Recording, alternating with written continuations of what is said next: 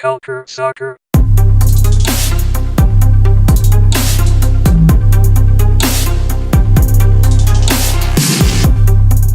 Bienvenue à ce 10e épisode de la saison 3 de Culture Soccer. Dernièrement, là, vous avez été servis comme des rois en termes de MLS. On vous a fait des guides, des lives, mais là, la première ligue a été un peu trop mise de côté à mon goût et au goût d'Adi qui est à mes côtés aujourd'hui. Tout d'abord, bonjour Adi, ça va bien? Salut Anthony, ça va et toi? Ça va très bien, merci. Et pour cet épisode-là, on a décidé de sortir l'artillerie lourde pour revenir sur la 15e Première Ligue en invitant sur le podcast là, notre rédacteur canadien Daniel Cameron. Bonjour Daniel, ça va bien? Salut, merci Anthony, merci et toi? Ça va très bien, merci. Et nous sommes également avec le co-animateur du premier podcast, là, Michael Miller. Ça va Michael? Ça va bien toi Anthony? Ça va très bien, merci. C'est ta première apparition à notre podcast. Donc, pour ceux qui ne te connaîtraient pas, là, est-ce que tu veux te présenter un peu à la va-vite? Oui, bien sûr. Comme tu as dit, je suis le co-animateur du premier podcast, un podcast sur la CPL en anglais. J'imagine, au moment où on se parle, le seul podcast 100% CPL qui existe au Québec et probablement ailleurs au Canada. Je fais également partie de l'équipe du podcast du Cannes Football Club. J'ai également d'autres projets avec le Cannes Football Club, notamment le Blaugrana Podcast, qui est le seul podcast 100% Barça en français à travers le monde. Et sinon, je suis un amoureux du ballon rond, que ce soit en français, en anglais ou dans d'autres langues, peu importe. J'aime toujours commenter sur ma perception du football international et local. Parfait. Et chers auditeurs et auditrices, l'épisode d'aujourd'hui est assez chargé. En première partie, nous reviendrons sur les actus de la 15e Première Ligue, donc tout ce qui est calendrier, broadcasting, joueurs. Et pour finir, là, nous avons préparé un entretien avec Fred Moudjan, un joueur atypique de MASL et de PLSQ, la Ligue semi-pro du Québec. Donc, et qui, pourquoi pas, pourrait rejoindre la CPL l'année prochaine. Donc, oui, c'est vraiment un épisode que j'affectionne particulièrement. J'ai vraiment hâte de la faire avec vous, les gars. Et on va y aller directement dans le vif du sujet. Là. La 15e Première Ligue a dévoilé son format de ligue un peu plus en précision le mois passé. Finalement, ça va être un peu un style à la NASL, la Division 2 américaine, il y a de quelques années, avec une ligue qui se divise en deux parties. La partie printemps qui va se dérouler du 27 avril au 1er juillet et la partie automne qui va se dérouler du 6 juillet au 19 octobre. Tout d'abord, Daniel, tu as pensé de quoi de ce format-là? Eh bien, je savais que j'avais des doutes que ça allait se dérouler de la sorte parce que ils avaient dit qu'ils allaient s'inspirer d'autres modèles à travers le monde. Seulement, honnêtement, mon principal souci, c'est le manque de symétrie entre les deux saisons. Là, il y en a une qui est plus longue que l'autre. Je pense que ça aurait été plus simple de faire deux saisons de 12 au lieu d'une de 10 et une de 18. Je comprends qu'ils voulaient que la première se termine le 1er juillet. Je comprends aussi qu'il y avait des contraintes de calendrier pour commencer plus tôt. Il y avait des contraintes avec les matchs de la Coupe des voyageurs, le championnat canadien. Donc, dans l'ensemble, je suis un peu déçu parce que je m'attendais à ce qu'on ait un peu plus de symétrie dans le calendrier pour que tout le monde joue contre tout le monde. Là, ils ont fait en sorte que les derbys se jouent 5 fois. Sinon, l'idée de la finale à la fin, je trouve que c'est pas une mauvaise idée. Parce que ça va permettre, surtout avec le peu d'équipes qu'il y a, il fallait garder un peu d'intérêt. Aussi, il ne faut pas oublier que là, on est une année avec un nombre d'équipes impair. On est à la première année. Il manque, honnêtement, pour que ce soit une vraie ligue, là, je pense il faudrait qu'on ait au moins 10 équipes. Là, donc, je pense que c'est temporaire. Donc, pour la première année, je suis prêt à leur pardonner, leur laisser une chance. Et on verra par la suite comment ils vont, quand il va y avoir une certaine stabilité dans la ligue, on l'espère, et comment ils vont adresser le calendrier, là. Parce qu'il disait qu'il n'allait pas avoir des playoffs. Ça, c'était quelque chose qui semblait être sacré pour eux. Donc, il fallait pas comme il n'y avait pas de playoff, puis ils voulaient garder l'intérêt, il n'y avait pas beaucoup d'équipes, le format avec deux saisons s'imposait, si on veut, parce qu'à un moment donné, tu peux bien être créatif, mais il n'y a pas 50 manières de jouer une saison de avril à octobre. Là. Donc, c'est pas mal ça mon opinion sur le calendrier de la Ligue. Là. C'est bon. Et toi, Michael, est-ce que pour toi aussi, c'est une mesure temporaire ou tu es plus positif vers ce format de ligue? En fait, je suis convaincu que ce format est une mesure temporaire. En fait, moi, j'aurais préféré de loin voir un format standard, c'est-à-dire toutes les équipes jouent contre leurs adversaires à quelques reprises, que ce soit, j'imagine, à 5 fois par adversaire, ça aurait fait 30 matchs et on aurait eu un champion à la fin, celui qui aurait amassé le plus grand nombre de points. Moi, je pense que ce format-là a été beaucoup plus logique. Là, bien sûr, on a essayé de faire quelque chose de différent. On a essayé de se démarquer en s'inspirant. Anthony, tu as mentionné le modèle NASL, mais le modèle NASL lui-même est inspiré du modèle qu'on appelle communément en Amérique latine Apertura y Clausura. Ouais. C'est un modèle qui est utilisé en Liga MX. C'est un modèle qui était jadis utilisé en Superliga Argentina. On peut aussi voir ce format-là dans d'autres pays d'Amérique latine. Donc, ce n'est pas un format qui est étranger à notre réalité continentale, disons. Cependant, moi, j'aurais imaginé la Canadian Premier League commencer avec quelque chose de beaucoup plus conservateur, de beaucoup plus traditionnel, de beaucoup plus répandu à travers le monde pour au moins s'installer dans le paysage du soccer canadien et international pour ensuite pouvoir faire des ajustements à l'avenir quand plus d'équipes allaient s'ajouter. Mais là, on dirait que ce format-là n'a pas été réfléchi très, très longtemps et je trouve que l'exécution est un indicateur clair de ça. On essaie de couper la saison en deux, comme Daniel l'a dit, en deux portions qui sont asymétriques. Et ensuite, on fait un match qu'on appellera CPL Championship à la toute fin entre, disons, le gagnant de la saison du printemps et le gagnant de la saison d'automne. Cependant, le problème que j'ai avec ça, c'est qu'il y a juste cette équipe. Il y a des équipes qui ont été plus actives que d'autres sur le marché des transferts jusqu'à présent. Si une équipe sort du lot à un point de pouvoir gagner les deux compétitions, se qualifier en finale pour ensuite se faire battre, est-ce qu'on pourrait quand même dire qu'elle n'est pas championne de la Canadian Premier League? C'est une très bonne question hein, parce que c'est vrai que la CPL voulait prendre un modèle plus traditionnel en termes de fait qu'il n'y aurait pas de playoff et au final, une équipe qui a dominé toute la saison peut quand même perdre le titre au dernier match. C'est vrai. Ça va pas toujours récompenser la meilleure équipe, même si souvent ça va être ça risque d'arriver plus souvent, là, comme en NASL, que le champion du printemps ne soit pas toujours le même que l'automne, mais surtout dans des premières saisons de ligue, là, je pense qu'il va y avoir un déséquilibre chez certains. Là, on va en parler plus tard, mais un club comme Forge FC semble vraiment supérieur à d'autres. Et toi, Adi, est-ce que tu avais un point de vue différent ou pour toi aussi, c'est vraiment une mesure temporaire et on va enlever ce format-là très bientôt?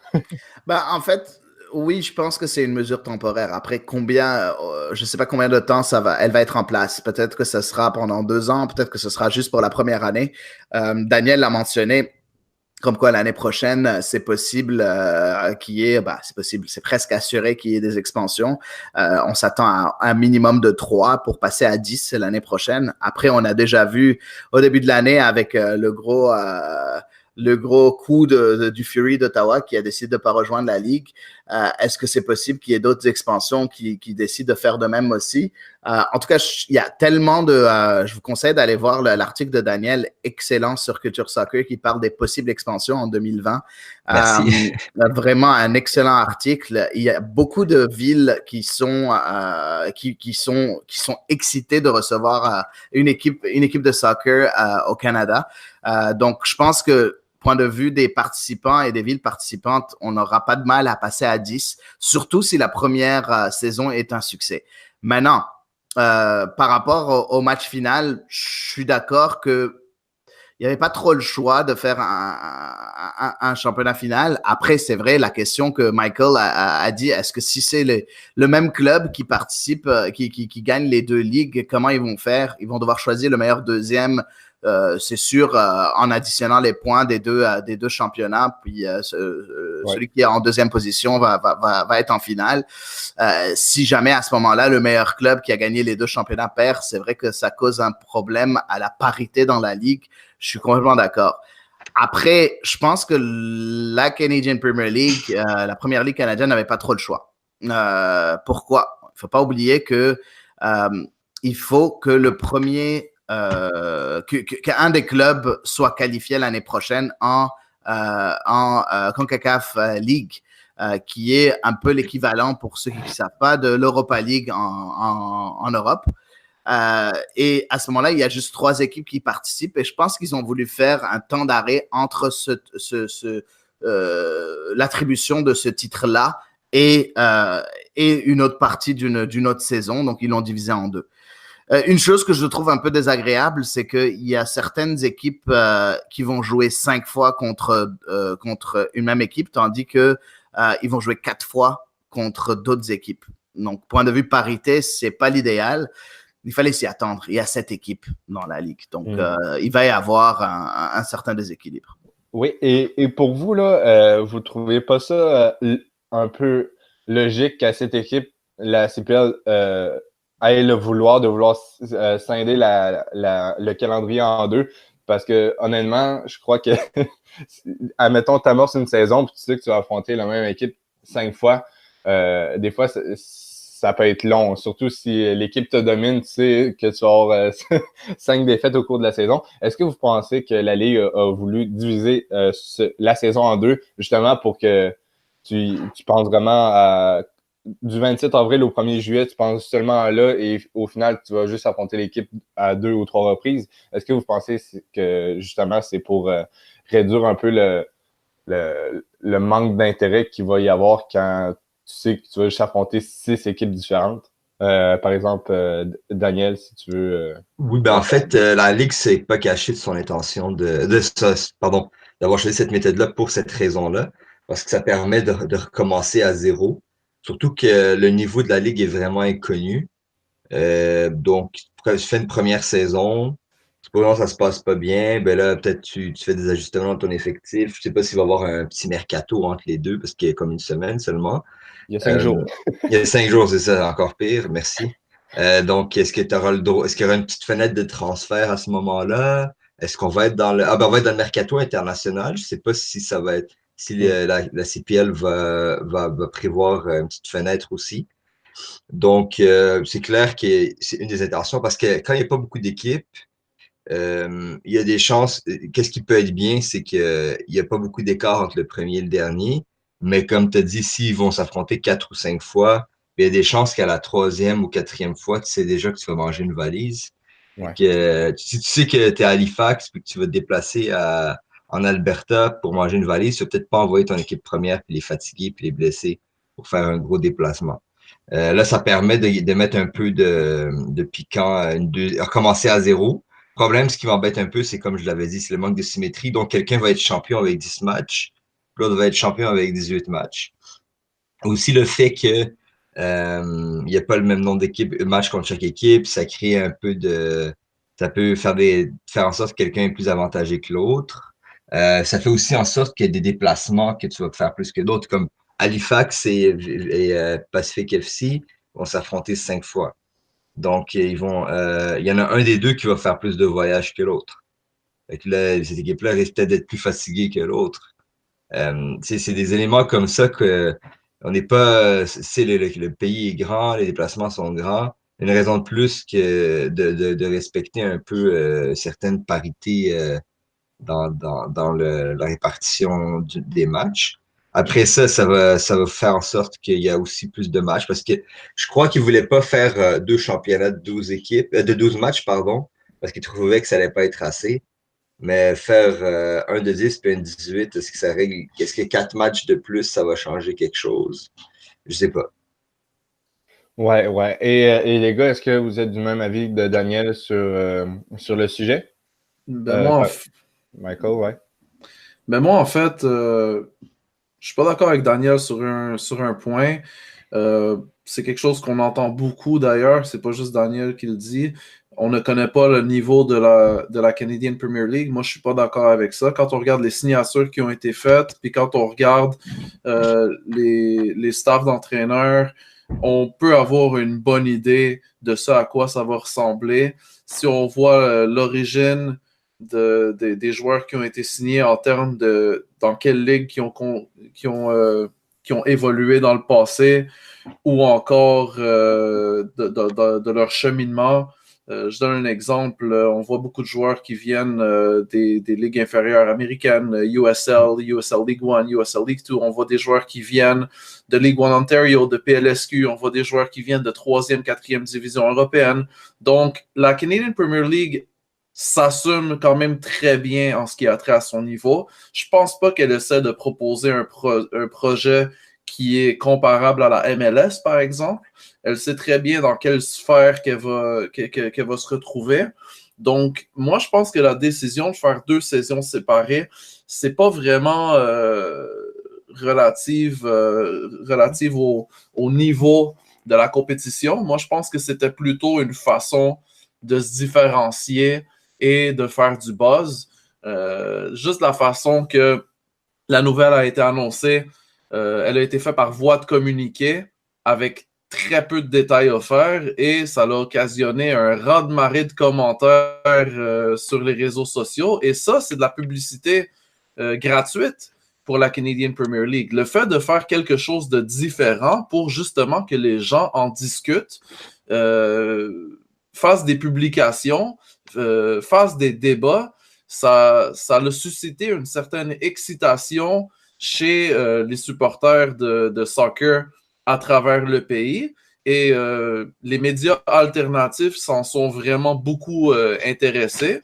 Donc, moi, je pense que c'était plutôt ça l'intention. Oui, il y a juste 7 équipes, donc c'est sûr que ce format-là, d'un point de vue compétition, va être beaucoup plus intéressant que, disons, avoir une saison continue d'après leur avis à eux. Mais moi, je pense que si on avait eu un format standard, ça n'aurait pas enlevé quelque chose à la compétitivité de la Canadian Premier League, mais peut-être que ça aurait fait moins de buzz.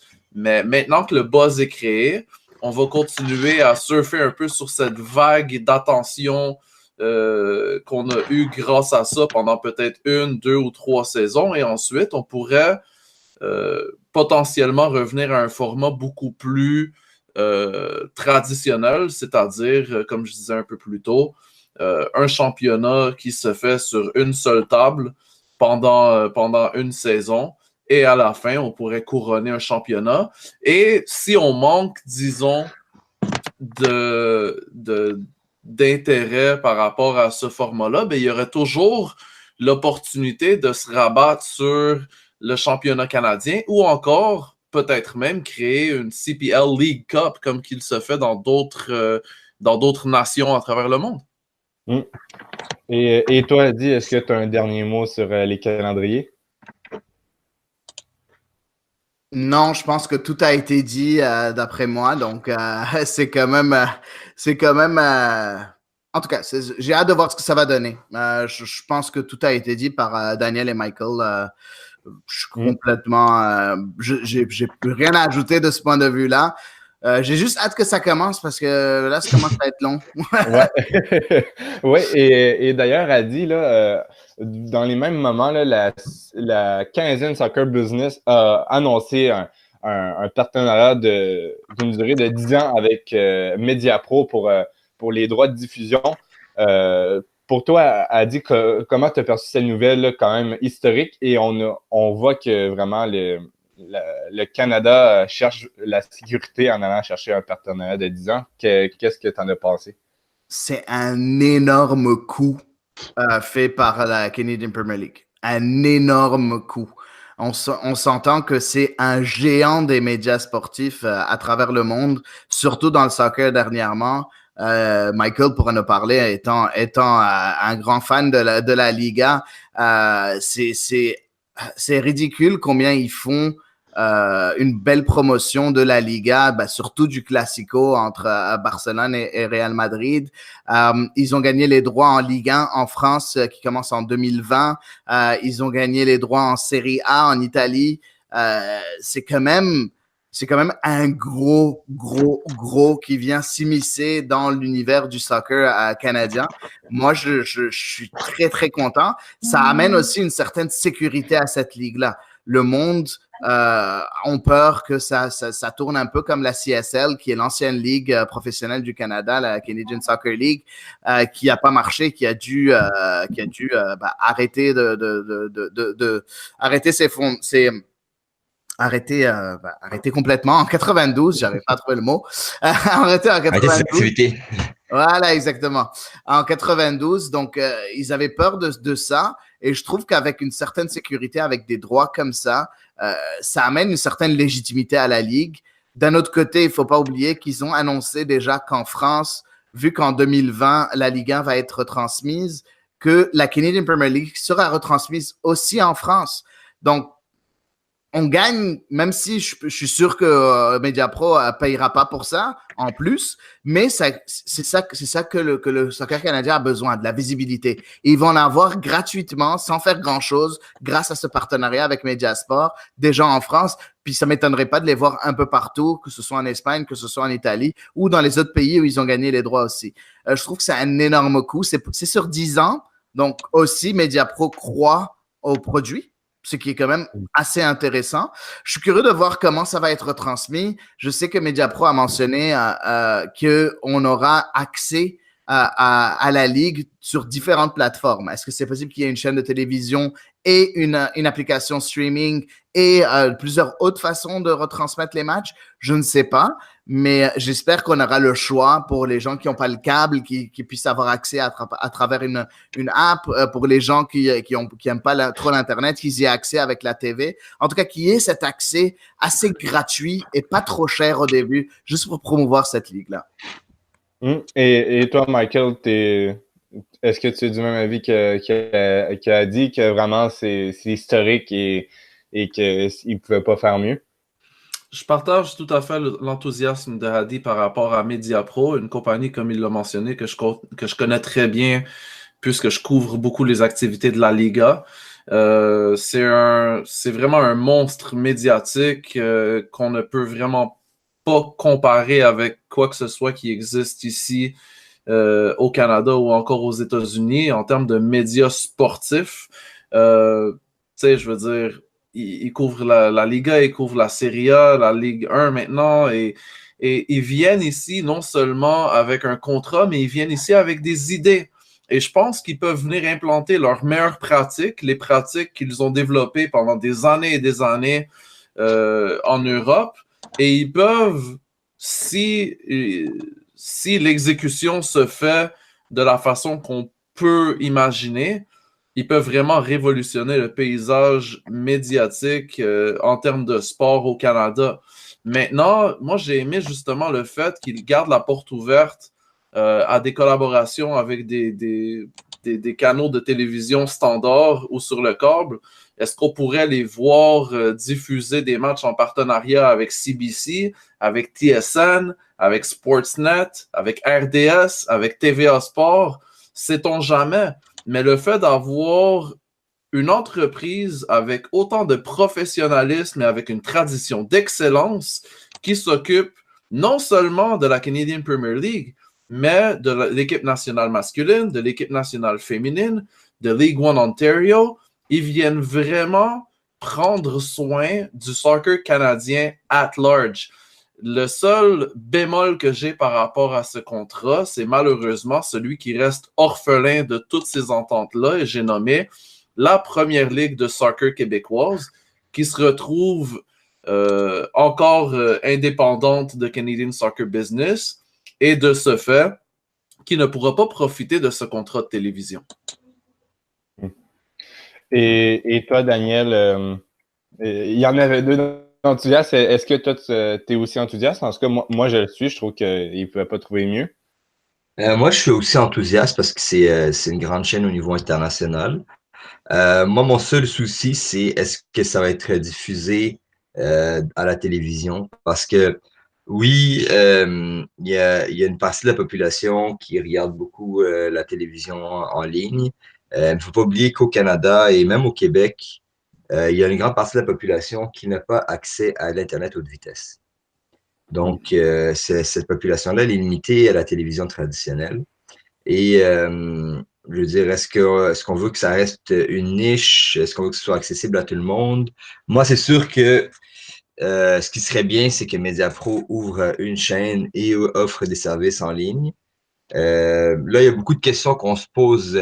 Comment on va regarder les matchs? Parce que pour l'instant, on a su qu'il y a un deal avec Mediapro pour 10 ans. Puis aussi le 10 ans, moi, je trouve que c'est vraiment intéressant parce que ça va leur permettre de faire des... Parce que on s'entend que je sais que la MLS, quand elle a commencé dans les années 90, elle avait même dû payer les chaînes pour qu'ils diffusent ces matchs pour leur permettre de mettre en place des installations dans les stades. Là, le fait que Mediapro fait une entente de 10 ans, ça va leur permettre d'équiper les stades de l'équipement dont ils ont besoin pour avoir de la qualité d'image. Donc, moi, je trouve ça vraiment intéressant à ce niveau-là. En même temps, si tu signes pour 10 ans, c'est normal que il y a des fortes chances que la valeur de la Ligue augmente avec les années. Donc, il y a un certain manque à gagner qui pourrait s'agrandir avec les années, mais c'est les sacrifices qu'il faut faire quand on commence. Parce que quand on commence, on n'a aucune garantie que ça va marcher. Donc, c'est comme a dit Hedy, la précédente expérience d'une Ligue canadienne, ça n'avait pas marché. Il y avait eu TSN qui avait embarqué, mais c'est pas la même chose TSN qu'une chaîne internationale qui a une expertise dans le domaine. Moi, dans l'ensemble, je trouve ça intéressant. J'ai hâte de voir c'est quoi les services proposés. Est-ce qu'on va avoir accès, par exemple, à d'autres championnats que la Canadian Premier League pendant la saison morte? Parce que j'ai vu qu'en France, ils pourraient diffuser la Canadian Premier League. Est-ce que c'est parce que eux, ça va être un peu leur saison morte à eux, ils pourront montrer des matchs? Est-ce que nous aussi, on pourra bénéficier des matchs européens pendant notre saison morte? Toutes des questions qu'on se pose. Je pense j'espère qu'on va avoir les réponses bientôt, là. Aussi, un autre souci que j'ai, c'est est-ce qu'il y aura du contenu en français, des matchs diffusés en français la première année? Parce que là, il n'y a pas d'équipe au Québec. Euh, Si on veut susciter de l'intérêt, est-ce que c'est sur une plateforme en ligne qui va être réservée à des gens qui vont vouloir s'abonner? Est-ce que ce serait bien que Radio-Canada en français diffuse au moins un match par semaine pour qu'au moins on puisse avoir quelque chose à se mettre sous la dent? C'est des questions que je me pose, puis j'espère qu'on aura les réponses d'ici le début de la saison.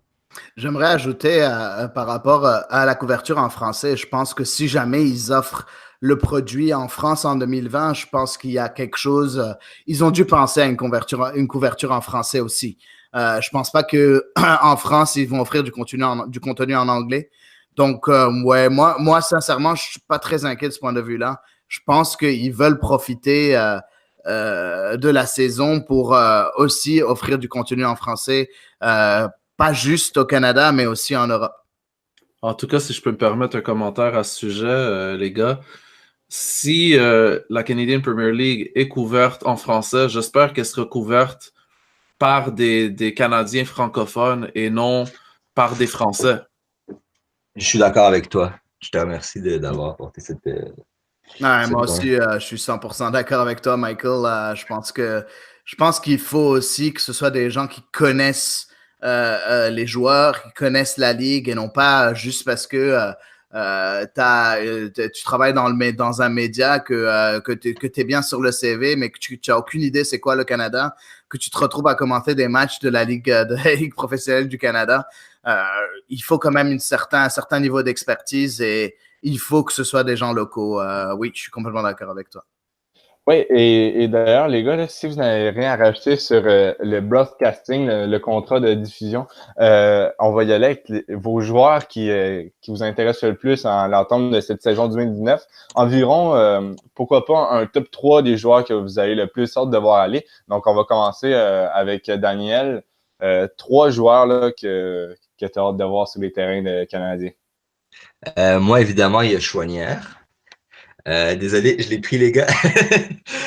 C'est sûr, c'est un ancien joueur de l'Impact. J'aimerais ça le voir pour voir un peu ça serait quoi le niveau des joueurs formés à l'Impact qui vient de sortir, qui vient juste de quitter l'Impact par rapport au niveau moyen de la Canadian Premier League. Parce que moi, actuellement, je suis vraiment intéressé de voir un peu comment tout le niveau de jeu affiché des joueurs et le niveau affiché des équipes, comment il va ressortir à la télévision. Ça m'intéresse vraiment. Après ça, il y a le gardien de Halifax. C'est un international trinidadien qui a de l'expérience. Je crois qu'il a 34 ans. J'aimerais ça le voir à l'œuvre, là. Ce serait intéressant de voir un peu comment il va leader son équipe, puisqu'il y a plusieurs de ses compatriotes dans l'équipe aussi. Puis l'entraîneur a l'air d'avoir une relation spéciale avec lui. John Michael Williams. Exactement, merci. Merci beaucoup. Oui, exactement, John Michael Williams, qui jouait avant au Guatemala. Ensuite, je dirais, ce serait Haber de Pacific FC. Là, il vient d'arriver d'Europe. Il a 30 ans. Il est pas trop vieux, pas trop jeune. Ce serait intéressant de voir est-ce qu'il va terminer meilleur buteur de la Ligue. Est-ce qu'il va vraiment être un attaquant performant dans cette ligue-là. Moi, je dirais que ce serait ces trois-là. C'est pas nécessairement les trois meilleurs, mais c'est les trois que j'ai hâte de voir. Parfait. Et toi, Michael? Moi, j'ai mes 3 joueurs également, mais pas nécessairement parce que c'est des joueurs que je m'attends à être les meilleurs de la ligue, mais c'est sûr que j'ai un intérêt particulier pour Dia Abzi, qui a signé avec York 9 FC. Dia Abzi, qui préalablement jouait pour l'AS Blainville et qui a également eu énormément de succès dans le futsal. Et Dia Abzi aura la particularité de justement affronter son ancienne équipe lors du championnat canadien. Comme vous savez, York 9 FC ont pigé l'AS Blainville. Donc, ça va être intéressant de voir ce jeune-là continuer son développement et évoluer en Canadian Premier League. Il a seulement 20 ans et il joue au poste d'arrière-gauche, mais quand on le voit sur un terrain, on a vraiment l'impression qu'on a un milieu de terrain supplémentaire tellement qu'il couvre énormément de surface. Il a beaucoup de potentiel, il a énormément de talent, balle au pied, il est spectaculaire. Et je pense qu'il va faire énormément fier. C'est-à-dire, il va apporter énormément de fierté aux fans de soccer québécois. Sinon, un autre joueur qui m'intéresse beaucoup, vous connaissez mes allégeances européennes, je suis un fan du FC Barcelone. Et la Canadian Premier League a justement un joueur qui a été formé à la Masia. Son nom, c'est Victor Blasco et il joue pour Pacific FC. Il est arrivé au Canada pour faire ses études universitaires à Victoria Island University et il a poursuivi son développement justement en termes de footballeur là-bas. Il a joué pour les VIU Mariners. Il a passé un peu de temps avec les Whitecaps dans leur organisation et aujourd'hui, il se trouve avec Pacific FC. C'est un milieu de terrain, donc un milieu de terrain espagnol, catalan, formé au Barça. Donc, je peux vous dire, les amis, qu'on peut s'attendre à un vrai bijou en termes d'aptitude technique, et de positionnement également. Et moi, je suis très excité de le voir évoluer avec Pacific FC. Il a seulement 24 ans, donc il a tout le temps du monde pour poursuivre sa carrière professionnelle dans l'équipe de l'île de Vancouver.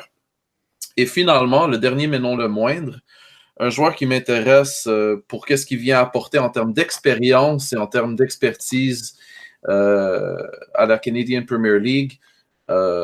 Marcel de Jong, un arrière-gauche international canadien qui a très bien roulé sa bosse en MLS, plus récemment avec les Whitecaps de Vancouver. il vient emmener son expérience, il vient emmener son leadership. Il a seulement 32 ans, ce qui n'est pas hyper vieux pour un joueur de soccer, mais tout de même, on pourrait envisager qu'il est en fin de carrière et pourquoi pas, justement, faire un dernier contrat professionnel avec Pacific FC pour ensuite probablement se reconvertir en entraîneur, sait-on jamais, si le projet de la Canadian Premier League continue à fonctionner à long terme. C'est bon. Et toi, Adi, tes 3 joueurs? Ben, moi, mes 3 joueurs, ben, je peux pas passer à. J'ai essayé de faire nouveau, mais je peux pas passer à côté de David Choinière. David Choinière, il a parlé à Daniel un peu de lui avec l'Impact de Montréal. Il a failli re-signer avec l'Impact. Il a refusé un contrat avec l'Impact qui voulait le prêter en USL pour aller signer à ce moment-là à Forge FC. J'ai hâte de voir. Il a été très bon lors du camp d'entraînement cette année, en 2019, avec l'Impact de Montréal. Et je pense qu'il sera une très belle addition. Il a juste 22 ans, une très belle addition pour Forge FC. Puis là, je vais être plus dans le neuf. En premier, j'aimerais parler du joueur prêté par le Toronto FC, Ryan Telfer, qui est parti à York 9. J'ai bien aimé Ryan Telfer, qui est un ailier. Qui a joué avec Toronto une quinzaine de matchs l'année passée en MLS. Et je pense que c'est quand même quelqu'un qui a de l'expérience MLS, qui est encore jeune, à 25 ans. Et je pense qu'en faisant ça, il est en train je pense qu'il sera un titulaire assuré, peut-être une des stars de la Ligue en rejoignant York 9. Ça va être très intéressant de le voir évoluer. On va pouvoir faire aussi une différence entre la MLS et la Canadian Premier League, mais aussi un pont entre ces deux ligues-là qui est quand même assez intéressant. Le troisième qui m'intéresse aussi, en fait, c'est pas un joueur en tant que tel, mais c'est en fait le Valor FC qui a signé un gardien belge qui s'appelle Matthias Janssens. Janssens a 20 ans, pardon. Il jouait en 3e division en Belgique, sauf qu'il était suivi par beaucoup de clubs de première division. Et il se retrouve à la lutte avec un excellent gardien canadien qui s'appelle Tyson Farago. Ça va être intéressant cette lutte-là entre les deux. J'ai hâte de voir si j'ai un joueur en particulier, si j'ai à choisir un joueur, ce serait le gardien de Valor FC, qui que ce soit des deux. Est-ce que ça va être le joueur canadien expérimenté en Tyson Farago qui va garder la cage de Valor FC, ou est-ce que ce sera le Belge venu d'Europe pour percer, pour commencer sa carrière internationale, qui va garder les buts? Je pense que ça va être très intéressant de voir qui va garder les buts de Valor FC. Et je suis heureux que tu m'aies parlé du Valor FC parce que moi aussi, je crois que ça va être une des meilleures défenses parce qu'ils ont également, en plus d'avoir un excellent duo de gardiens de but, ils ont également signé Skylar Thomas, qui était, selon moi, l'un des meilleurs défenseurs en USL lors de la dernière saison. La dernière saison, là, c'est 27 matchs avec Charleston. C'était vraiment lui le pilier de la défense. Et c'est pourquoi vous avez peut-être pu lire mon guide USL, mais c'est pourquoi je ne vois plus Charleston en playoff. C'est en partie à cause de son départ. Mon deuxième joueur que j'ai hâte de voir aller, c'est Carl Baker, un autre joueur de USL. Il était vraiment incroyable en USL lors de la dernière saison. Il a fini sur la 2e équipe d'étoiles. En 33 matchs, c'est 7 buts et 13 passes décisives. Donc, il a été simplement superbe et je crois vraiment que c'est un des candidats pour finir MVP de la 15e Première Ligue pour sa première année. Et finalement, là, mon troisième, je ne suis pas original encore de la USL, mais c'est Emery Welshman, le Canadien d'origine guyanaise. Pour elle, c'était un bon joueur de profondeur pour le FC Cincinnati. Il pouvait rentrer en cours de match et c'est pourquoi il a réussi à marquer 4 buts et 5 passes décisives, qui est vraiment pas mauvais là, pour un joueur de banc. Donc, c'est mes 3 joueurs à surveiller. Est-ce que vous aviez d'autres choses à rajouter ou Oui, j'aimerais rajouter quelque chose, si vous permettez, les boys. Il y a un joueur qu'on a beaucoup mentionné dans les dernières semaines. C'est pas encore un joueur de Canadian Premier League, mais on le sait que Valor FC, justement, puisqu'on parle beaucoup d'eux dans cet épisode, on fait un rapprochement avec Diego Forlan. Ils sont en discussion avec lui. Diego Forlan, qui est un ancien sous les dors européens, un ancien vainqueur du trophée Pichichi à l'époque où il jouait avec l'Atlético Madrid. Il a aussi des belles années à Villarreal. Il a gagné le Golden Ball dans une Coupe du Monde. Donc, oui, il a 40 ans, mais d'emmener un nom de cette magnitude en Canadian Premier League apporterait tellement d'attention internationale que ça pourrait justement emmener des yeux, des commanditaires, des fans qui sont plutôt casual et à long terme contribuer au développement de notre championnat. Et on pense à un joueur comme Carlos Valderrama, qu'est-ce qu'il avait emmené en MLS à l'époque. Et bon, sous une mesure complètement différente, un David Beckham qui était quand même, qui était plus dans son prime, disons, mais qui a pu quand même venir associer son nom à une ligue comme la MLS. Et aujourd'hui, on parle de la MLS avec autant de respect que tout autre championnat européen ou sud-américain. Et je pense qu'emmener des gros noms comme ça et profiter justement du fait que chaque équipe a la possibilité d'emmener 7 internationaux. Je vois qu'il y a plusieurs équipes qui ne l'ont pas fait encore, même si ce n'est pas, disons, des jeunes talents ou des joueurs qui sont dans leur prime. On a besoin de, si je pourrais me permettre l'expression, cette dose de stéroïdes emmenée par des grands noms qui pourraient venir justement faire passer un cap à ce championnat-là d'un point de vue du mainstream et non pas d'un point de vue de la compétition. Moi, je suis tout à fait d'accord avec toi par rapport à ça. Je trouve que c'est intéressant d'avoir des gros noms pour faire connaître la ligue. Après ça, on n'est pas trop au courant des restrictions salariales de la ligue. Il y avait des rumeurs qui disaient que pour Forlan, le club était prêt à lui accorder une partie de ses droits d'image pour qu'il puisse pour compenser par le manque à gagner au niveau salarial. Après ça, c'est sûr qu'il ne faut pas que ça devienne un cirque comme la Premier League chinoise ou la Ligue indienne, où on fait juste signer des noms pour 3 mois et après ça, ça ressemble à rien. Je pense qu'il faut doser entre... comme après ça, chaque club a sa stratégie. Par exemple, Cavalry préfère recruter des jeunes internationaux, des joueurs étrangers qui viennent se relancer, se montrer puis repartir. Il y a d'autres qui préfèrent avoir des joueurs plus vieux qui viennent terminer leur carrière, découvrir un nouveau pays. Je veux dire, après ça, c'est chacun à adopter sa stratégie, mais oui, je suis d'accord avec toi, le fait qu'avoir un gros nom ou 2 gros noms par équipe, ça pourrait être intéressant pour que la Ligue se fasse connaître, pour rajouter un peu d'intérêt, parce que à chaque fois qu'il y a un nom qui signe dans un club partout dans le monde, un joueur étranger, s'il est connu dans son pays, les gens de ce pays-là vont suivre ce club-là, ça devient leur club préféré. Il y en a même qui vont acheter le maillot en ligne. Il y a comme une effervescence qui se crée. Fait que c'est vraiment intéressant ce que tu as apporté comme point, Mike. Parfait, les gars. Merci d'être venus au podcast. Pour terminer, dites votre favori pour le premier titre de la saison. Donc, votre favori, finalement, c'est où qu'on peut vous suivre? Tout d'abord, Daniel. Ouh, tu m'en poses une colle actuellement. Moi, je dirais, honnêtement, je sais que ça va faire cliché, je dirais Forge FC. Honnêtement, je pense qu'ils ont vraiment une équipe bien équilibrée sur tous les fronts. Ils ont des joueurs d'expérience, des jeunes. Ils ont d'expérience, c'est pas beaucoup. Il n'y a aucun trentenaire actuellement qui est signé, si je me trompe pas. Mais il y a des gars qui ont joué un peu partout en Amérique du Nord ou en Europe. Ils ont eu beaucoup de signatures récemment. Donc, moi, je pense qu'ils sont bien partis pour ça. Après ça, il y a je pense qu'il va y avoir une bonne compétition dans la Ligue. Pour me suivre, il y a mon compte Twitter, Actualité Soccer Canadien. Donc, sur Culture Soccer aussi, vous pouvez lire mes articles. Récemment, il y avait eu la semaine passée l'article sur l'expansion de la Ligue. C'est un article en français s'il y en a qui s'intéressent. Donc, sinon, j'espère qu'on se reverra dans un prochain podcast bientôt.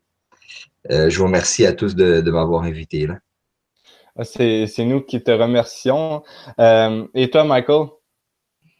Pour moi, le favori, c'est une équipe qui a fait beaucoup de signatures intelligentes, basées sur la cohésion, basées justement sur les besoins, qui n'a pas été trop dans des signatures excentriques, disons.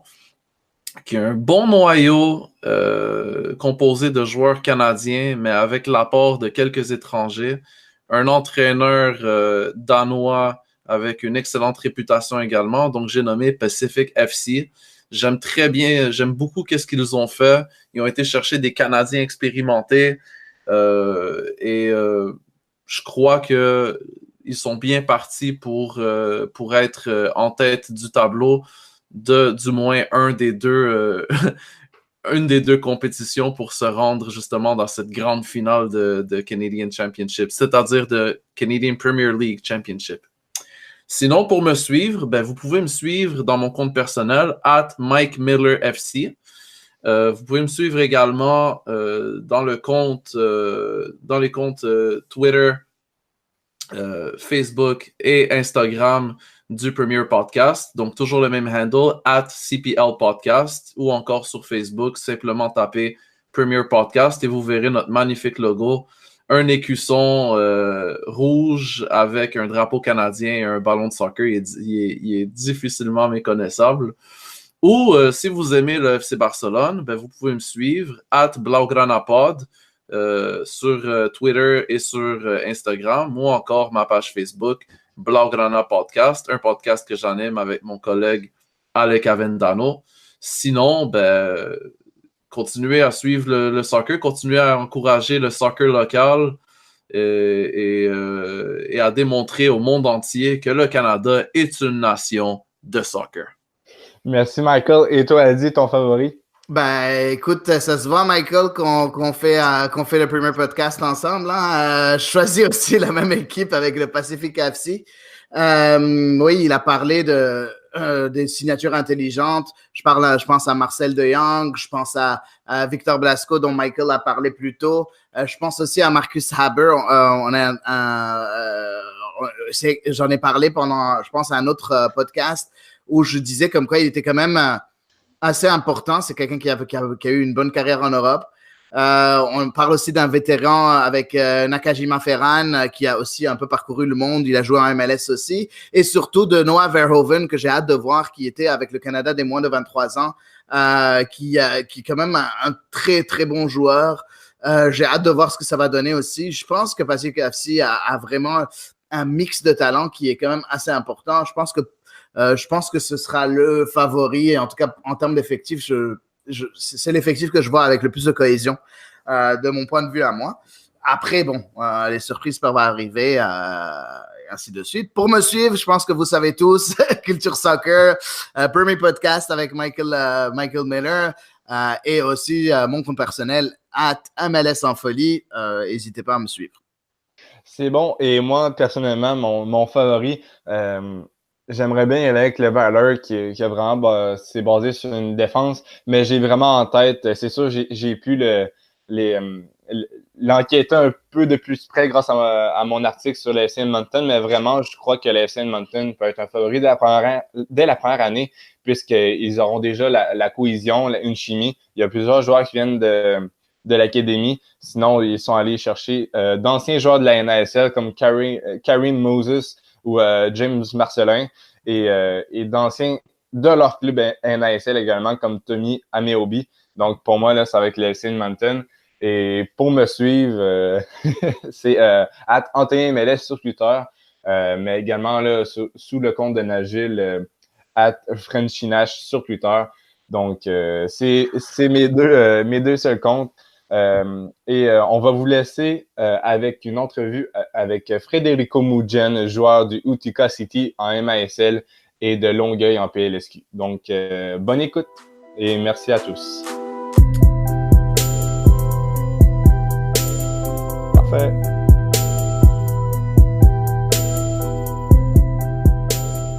Et oui, on est de retour sur Culture Soccer pour cette deuxième partie. Là. On est très heureux de pouvoir accueillir sur notre podcast Frederico Mugen. Tout d'abord, bonjour Frederico. Bonjour, ça va bien?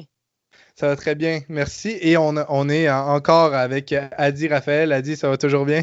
Ouais, ça va très bien, ça va très bien. Salut Federico, content que tu nous rejoignes et que tu nous fasses le plaisir de faire cette entrevue-là. Oui, merci beaucoup. Je suis content d'être ici avec vous.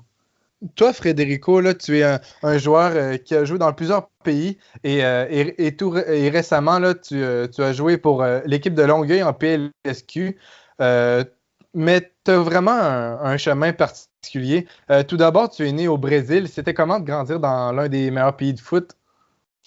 Oui, c'est ça. Je suis né au Brésil. J'ai été là-bas pendant 24 ans, environ 24 ans, je pense.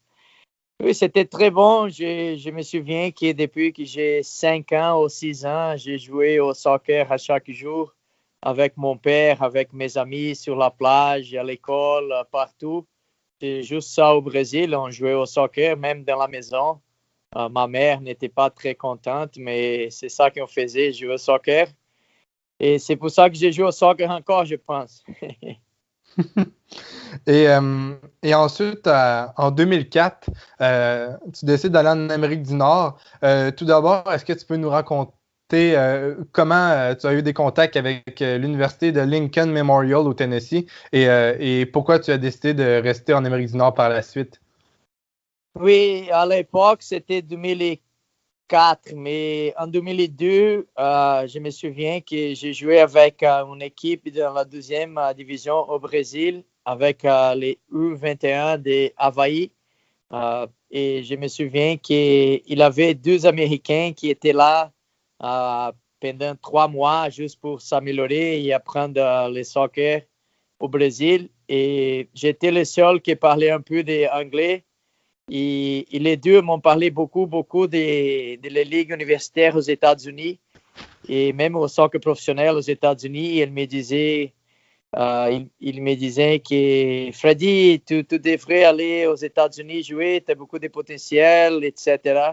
Alors après ça, j'ai commencé à regarder un peu plus et j'ai envoyé un courriel à l'entraîneur de Lincoln Memorial University.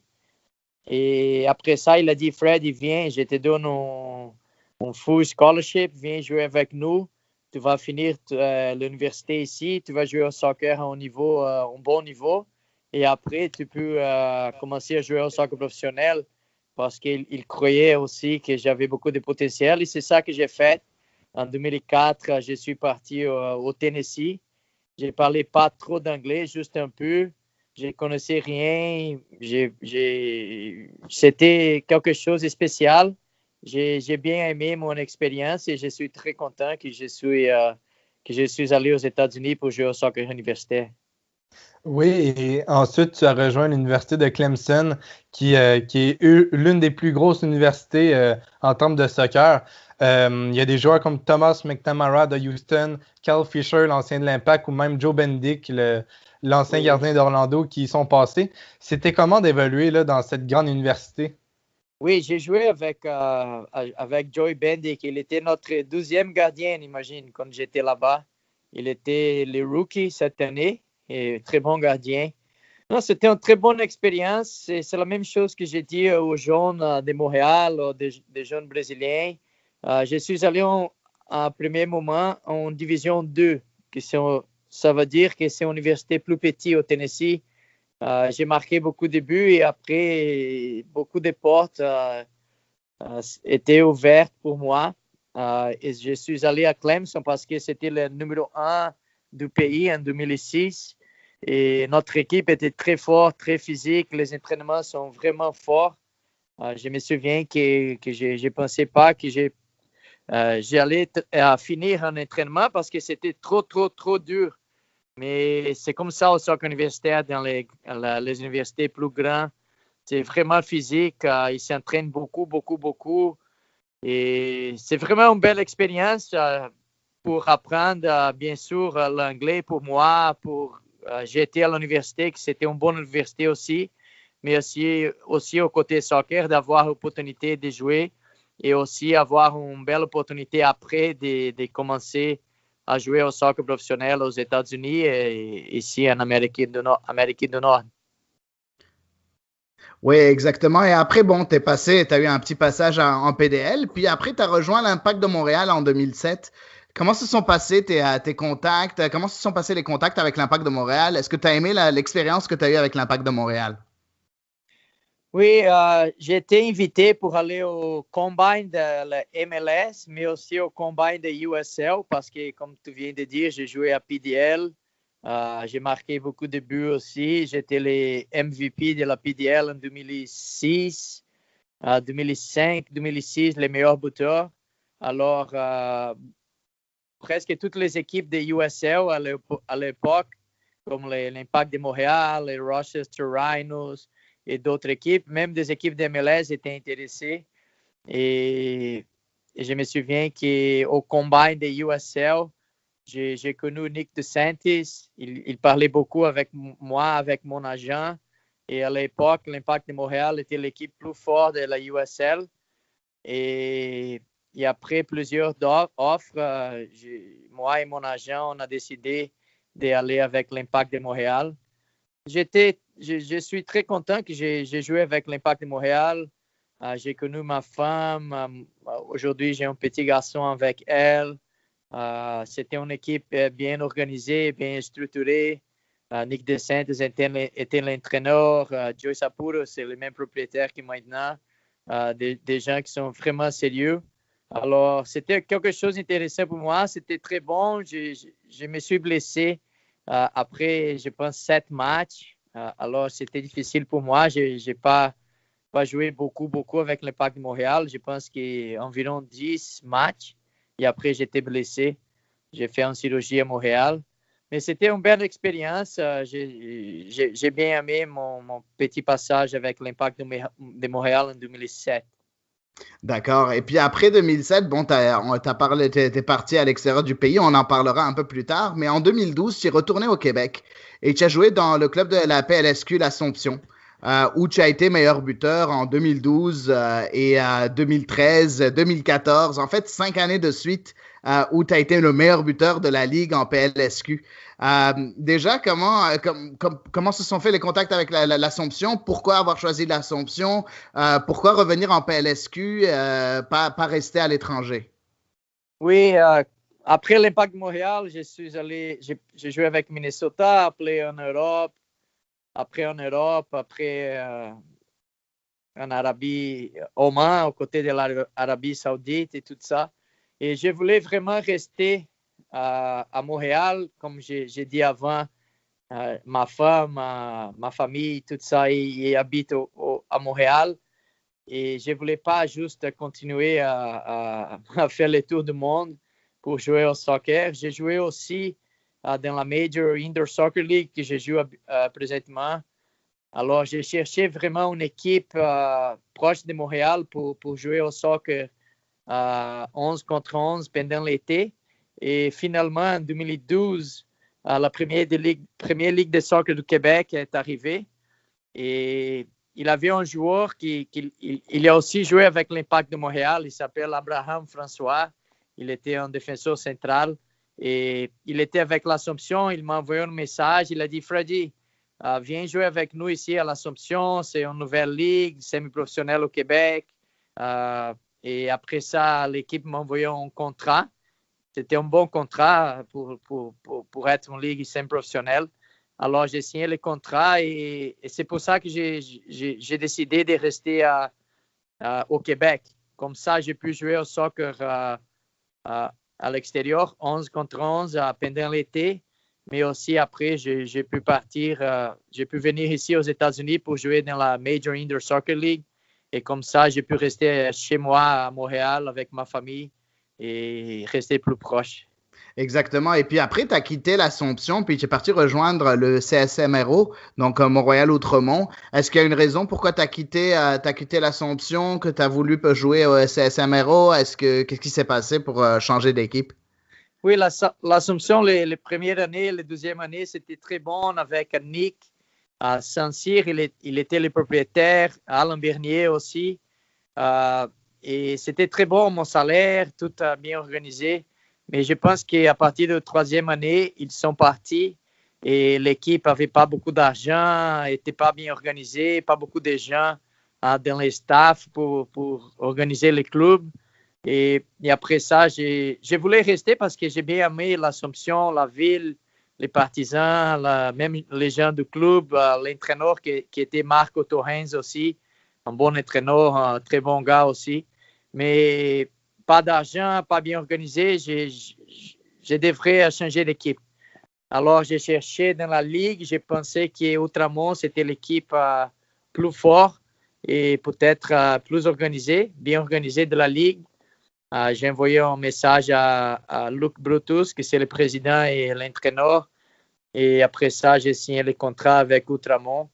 Je pense que j'ai resté avec Outremont 2 ou 3 saisons. Et c'était bien aussi à Outremont. D'accord. Oui, effectivement, et tu as effectivement, comme j'ai dit, été meilleur buteur avec Outremont aussi pendant 2 ans. Puis juste après, tu as décidé de quitter Montréal-Outremont puis de signer à Longueuil, comme l'a dit Anthony au début du podcast. Qu'est-ce qui a fait que tu as encore une fois changé d'équipe? Est-ce que c'est aussi parce que ça allait un peu moins bien au CSMRO ou est-ce que c'est parce que Longueuil t'a attiré un peu plus? Non, il y a des petites choses, mais avec Outremont, la 3e saison, je me suis blessé après 15 matchs ou quelque chose comme ça. Je ne pourrais pas finir la saison. C'était la première fois que je me suis blessé dans la PLSQ. Et comme ça, je n'étais pas fini premier buteur. On n'a pas gagné la ligue. Je ne jouais pas parce que j'étais blessé. Le président, l'entraîneur, il était un peu... il n'était pas content, je pense, avec ça, un peu de pression avec les joueurs et je n'ai pas bien aimé comment il gérait la situation, qu'on n'a pas gagné le championnat et tout ça. Alors, après, j'ai commencé à regarder dans la ligue encore une fois et je savais que Longueuil, il avait un entraîneur et directeur technique qui s'appelle Anthony Himasson. Il est français, il a une bonne vision du soccer au niveau professionnel et même le niveau semi-pro. Et je me suis rencontré avec Anthony. On a parlé beaucoup de le futur de la Ligue, de l'équipe de Longueuil, qu'est-ce que je pourrais amener à Longueuil. Et après ça, je pense qu'une semaine après, j'ai signé avec Longueuil. Et j'ai bien aimé l'Assomption, j'ai bien aimé Outremont. Mais Longueuil, j'aime vraiment beaucoup, beaucoup. Les entraînements sont top quality, très bons entraînements. Je pense qu'Anthony a beaucoup d'expérience au soccer en Europe. Il amène quelque chose de différent au Québec. Et c'est pour ça que je suis resté. Je viens de signer un autre contrat avec Longueuil. Je vais être là cette année. J'espère que je vais pouvoir jouer toute la saison sans blessure, gagner le championnat, être le meilleur buteur. Et c'est ça mon plan pour cet été. Parfait, gagner le championnat. Donc à ce moment-là, peut-être l'année prochaine dans le championnat canadien? On ne sait jamais. Hein? Comme j'ai dit, Anthony, il a des choses intéressantes qu'il amène. Il a une bonne vision. On ne sait jamais. Longueuil est un club bien organisé, bien structuré avec beaucoup de jeunes joueurs de soccer. Pourquoi pas dans 1 an, 2 ans, ils vont aller dans les championnats canadiens. On va voir. Parfait. Et comme tu l'as dit un peu plus tôt, là, depuis 2007, durant la off-season de PLSQ et même quand tu jouais en USL, tu joues dans la MASL, qui est la plus grande ligue d'arena soccer aux États-Unis et au Canada. Pour ceux qui ne la connaîtraient pas, là, c'est du soccer intérieur sur gazon synthétique dans les arénas. Comment as-tu appris que l'indoor existait et pour toi, ça doit être la parfaite combinaison du technique, hein? Oui, quand je jouais avec l'Impact de Montréal en 2007, je me souviens que quelqu'un m'appelait, il me disait qu'il était l'entraîneur d'une équipe à New York. Il m'a vu jouer, il pensait que j'avais une bonne technique, comment j'ai joué au soccer extérieur. Et il s'appelait Omid Namazi, il est avec l'équipe nationale américaine maintenant, entraîneur adjoint, je pense. Alors, j'ai parlé avec Nick DeSantis, avec d'autres personnes avec l'Impact de Montréal. Ils m'ont dit, oui, Freddy, c'est une bonne ligue, c'est très physique, c'est vite. Mais là, le côté technique aussi, peut-être ça va être quelque chose d'intéressant pour toi pour l'hiver. Et c'est ça que j'ai fait. Je suis allé à New York. C'était en fait à Newark, New Jersey, très proche de New York City. s'appelait New Jersey Ironman. Et j'ai joué mon première année en 2007 dans la ligue. Et c'était vraiment quelque chose d'intéressant, une belle ligue. Notre premier match, il avait 17 000 personnes. Même Pelé était là pour faire les kick-offs. C'était une expérience magnifique et je joue encore dans la ligue depuis 2007. Tu dois être l'un des joueurs les plus expérimentés de la MASL? Oui, je pense qu'à date, peut-être les top 10, top 5 joueurs plus expérimentés qui jouent encore dans la ligue. Et ça m'aide beaucoup. J'ai 36 ans, mais l'expérience dans la ligue, c'est quelque chose qui m'aide à continuer à jouer au haut niveau ici dans la ligue.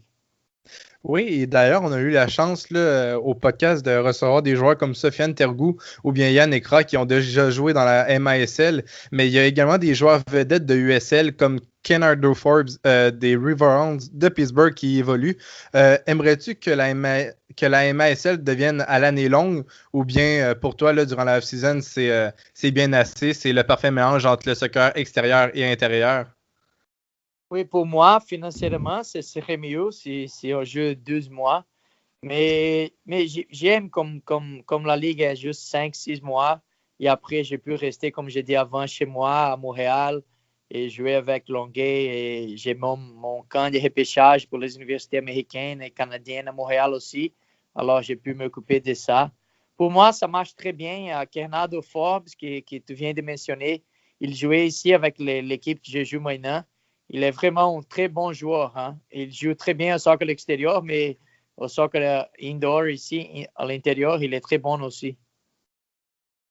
Oui, et d'ailleurs, ça doit aider à ce que la Ligue grimpe en popularité, hein, des joueurs techniques comme toi ou bien Kenardo Forbes. Et d'ailleurs, depuis 2014, là, il y a plus de 2000 personnes par match environ. Crois-tu que ce sport mériterait d'être plus médiatisé, surtout au Canada où il y a pratiquement l'hiver là, la moitié de l'année? Oui, je pense que oui, et je pense que ça commence à aller plus de ce côté-là. Cette année, London Donovan, qui jouait bien sûr avec l'équipe nationale américaine et il a joué partout au monde. Il a signé avec San Diego Sockers dans la ligue. Nous avons même à Toronto une équipe avec Dwayne De Rosario qui jouait avec les Toronto FC. Il a joué avec l'équipe canadienne.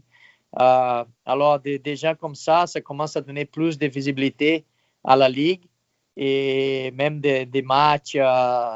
Tous les matchs sont sur YouTube, mais il y a des matchs aussi sur la télé maintenant. Alors, je pense que dans les prochaines années, la ligue, ça va s'agrandir encore plus. Oui, et ça t'a même permis là, en 2016 d'aller au championnat de la CONCACAF en futsal et t'as même terminé meilleur buteur de la compétition avec 5 buts en 3 matchs. Tout d'abord, félicitations pour ce titre. Merci beaucoup. C'était une expérience magnifique. Hein? Je voulais toujours jouer pour le Canada. J'étais appelé pour jouer au beach soccer avant, pour jouer même au futsal en 2012, mais je n'avais pas les passeports canadiens. Alors, c'était quelque chose que je voulais vraiment. Et après que j'ai reçu les passeports canadiens, j'ai eu la possibilité, l'opportunité d'aller jouer la CONCACAF en 2016 avec futsal. Et c'est quelque chose que je garde dans mon cœur parce que c'est vraiment quelque chose pour avoir l'opportunité de jouer pour le Canada. Et aussi, on a presque s'est qualifié pour la Coupe du Monde. Et d'ailleurs, dans les mêmes moments, là, tu as signé aux Tropics de Florida. Tu étais l'un des meilleurs joueurs. Tu es même devenu assistant-entraîneur. Malheureusement, l'aventure s'est terminée en 2019 quand tu as été échangé. Peux-tu nous parler un peu de la situation, pourquoi tu as été échangé et comment tu l'as vécu? Oui, j'étais avec les Florida Tropics pour 1-2. Ça, c'était la 3e saison comme joueur, capitaine, assistant coach. Bonne expérience aussi. Le club s'agrandit beaucoup depuis 2016, je pense que je suis allé la première fois. Mais cette année était un peu difficile. L'équipe a perdu beaucoup de matchs. Ils vont pas aller aux playoffs. Alors, le propriétaire, il voulait garder son argent, pas continuer à dépenser d'argent cette saison parce que c'est impossible d'aller aux playoffs cette année. Alors, ils ont parlé avec moi. J'étais le joueur qui les plus payés de l'équipe. Et il voulait aussi que peut-être je cherche une autre équipe pour avoir une possibilité d'aller les playoffs. Alors, on a parlé, on s'est rencontrés. L'équipe ici à New York, ça fait longtemps qu'ils essayent de m'avoir ici dans l'équipe. Alors, les Tropics a parlé avec New York et après, Tropics m'a donné la nouvelle que j'étais traded des Tropics ici à New York. C'était quelque chose que je ne m'attendais pas, mais je suis content que je suis ici. On joue ici dimanche. Si on gagne les matchs, on va être dans les playoffs déjà. Il reste, je pense, 7, 8 matchs encore à jouer et nous allons être dans les playoffs déjà. Alors, c'est très bien pour moi. J'ai voulu vraiment gagner le championnat cette année et maintenant, j'ai une vraie opportunité de le faire ici avec mon équipe Utica City FC ici à New York. Félicitations à toi pour cette magnifique saison. Finalement, l'échange a bien à donner. Oui, c'est ça. Oui, et oui, tu nous as parlé un peu plus tôt de ton camp de repérage pour les joueurs qui aimeraient aller aux universités. Hein. Tu sembles vraiment t'impliquer dans la communauté québécoise pour aider les jeunes joueurs à progresser. Veux-tu nous parler un peu de ce projet que tu as avec Monsieur Ribeiro? Oui, c'est ça. En fait, moi et Antonio, on a joué ensemble pour l'Impact de Montréal. Antonio, il a joué avec l'Impact de Montréal pour 10 ou 11 saisons, je pense. En 2012, j'ai proposé à Antonio qu'on commence un camp de repêchage pour les joueurs et les joueuses au Québec pour se faire voir et se faire valoir devant les entraîneurs américains et même des entraîneurs d'autres universités au Canada.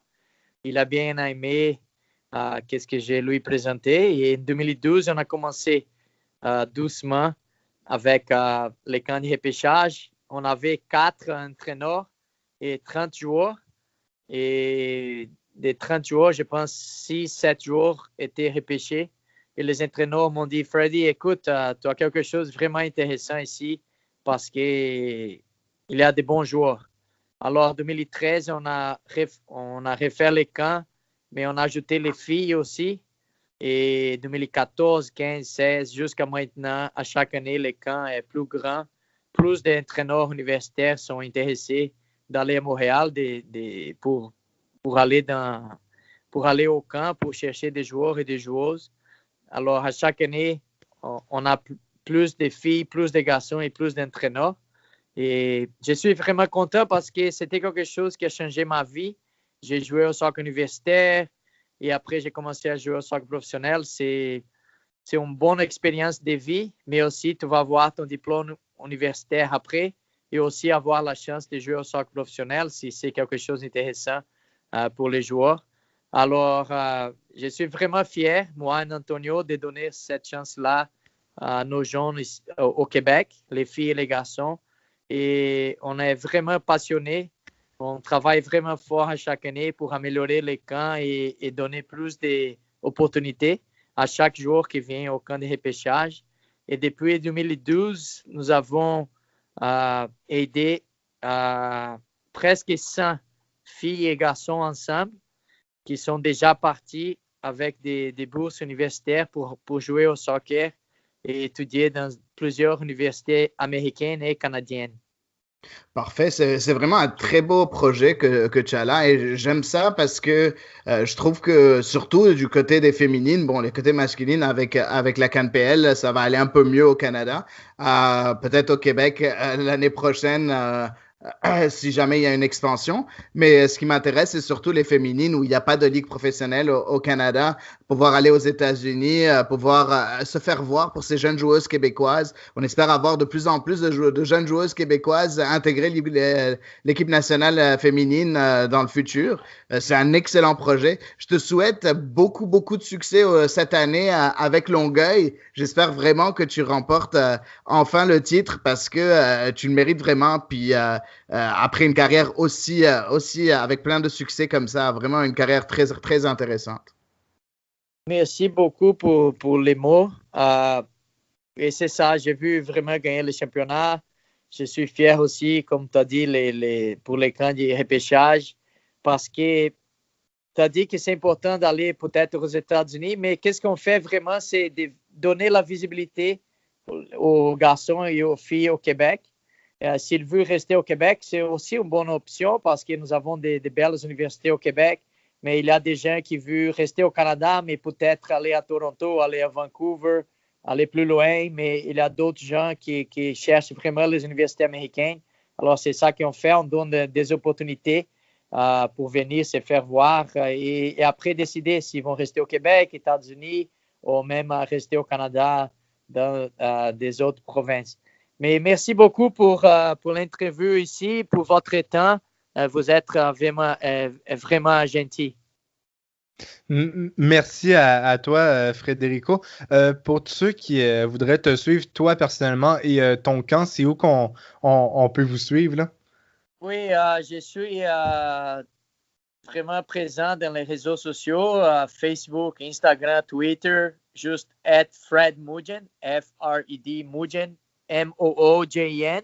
Et pour notre camp de repêchage, c'est ribeiromoujin.ca. Ça, c'est notre site web, ribeiromoujin.ca. Et là, vous pouvez trouver beaucoup d'informations, etc., à propos des camps de repêchage cette année à Montréal. Parfait. Merci beaucoup, Frédérico, pour ton temps. On te souhaite vraiment, là, au nom de Culture Soccer, une excellente fin de saison avec Utica et une belle saison à venir avec Longueuil. Merci à vous, bonne soirée et on reste en contact. Merci. Merci beaucoup, merci à toi. Merci à tous de nous avoir écoutés pour cet épisode 100% CanPL et PLSQ. On remercie encore une fois Daniel Cameron et Michael Miller d'être venus au podcast. Et on vous remercie, vous, pour votre soutien depuis le tout début de notre projet site web et podcast. Donc, merci et à dans 2 semaines. Culture Soccer.